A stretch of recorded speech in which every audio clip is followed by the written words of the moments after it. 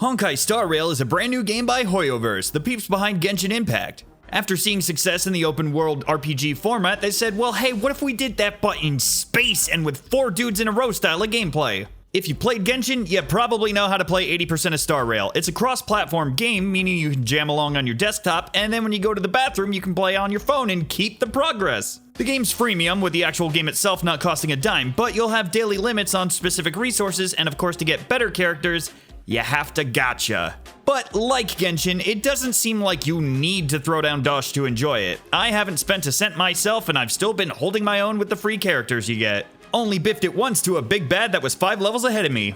Star Rail is a turn-based game, which normally isn't my cup of tea, but the combat's pretty fast. Instead of navigating through vast menus of spells and actions, you get 3. Basic attacks, skills, and ultimates. Bonkinum is the basic attack that hurts foes and gives you a skill point. Every character has a different skill move that is generally either a harder hitting attack, AoE attack, or some kind of a buff. Smacking and getting smacked builds up your pissed off meter, and when it's full, you can activate it for an immediate special ultimate, regardless of turn order. There's an elemental weakness system at play, and combined with each of the character's passives, you can strategize some pretty amazing combos. Despite being turn-based, you still feel pretty active outside your turn, and it's fun to see the passives stack on each other and set off long chain attacks. Plus, you can even speed up battles and animations to make them even faster. Like, look at this!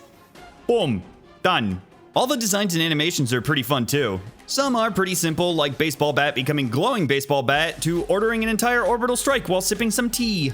Characters can level up from battles, but generally you use materials to boost up your favorites, so whenever you get a new character you like, you don't have to grind battles with them and instead can just shove paper in their mouth. You can give them an ice cream cone to grant them another effect, and collecting certain materials allows you to ascend them and unlock even more traits. The story of the game is set in a sci-fi fantasy universe where you start as a potentially nefarious woman who activates your avatar, the Trailblazer. Then they call you a good boy or girl depending on who you picked, and then pieces out all mysterious like. A colorful cast of characters finds you and learns that you have amnesia.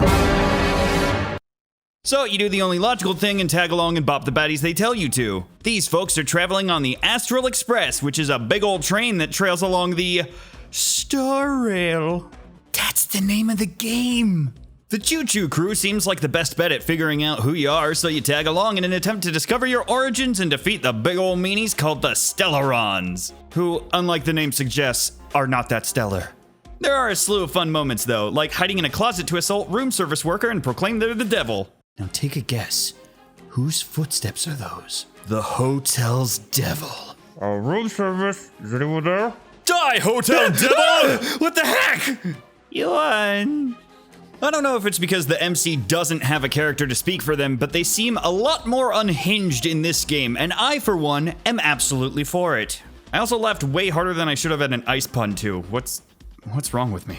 The world, from what I've seen so far, seems nifty and has some nice variety, like even just going from a space station to an RPG town is pretty cool.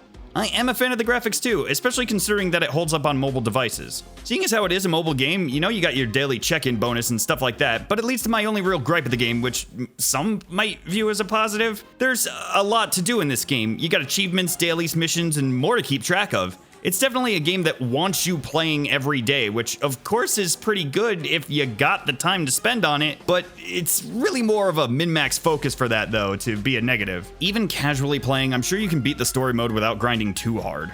The game also has a roguelike mode called the Simulated Universe. In this mode, you are given a set character, so it doesn't really matter if yours is top of the line. After every battle, you are able to choose a buff, which opens up multiple paths that you can take with upgrades and bonuses. These buffs are also enhanced by using specific items. Inside the worlds, you have domain types. The normal one just kind of has regular enemies to power up with. There's event rooms, elite rooms containing mini-bosses of sorts, healing rooms, and the boss room, which houses the strong enemy you need to defeat in order to win. There's permanent upgrades you can unlock too. You gain points by progressing through these worlds, and after getting a certain amount, you'll be rewarded stuff for the main game. You can collect rewards multiple times since they reset every week. When I was playing this section of the game, I was kind of like wanting to play more, and by play more, I mean I only wanted to do that, like, all of the time.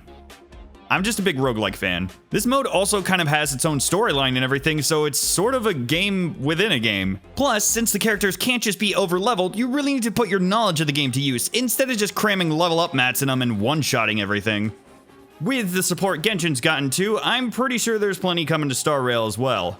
So if Genshin interests you but you favor turn-based games more, I'd definitely check this out. One change I'd like to make is the ability to skip text faster. I guess because it's loading voice lines, I can't always progress the text despite being done reading it. Nothing too major, of course, I just get antsy, waiting for the characters to catch up to my read speed sometimes. Admittedly, I loved playing Genshin, but I kind of fell out of that because some upgrade materials were locked behind certain days, and with someone like me who kind of has a sporadic but pretty full schedule, I might not have always had time to play on the day where an item I needed was in rotation. Luckily, that's not the case with Star Rail, so you don't have to worry about playing all day every day and can instead play more to your leisure.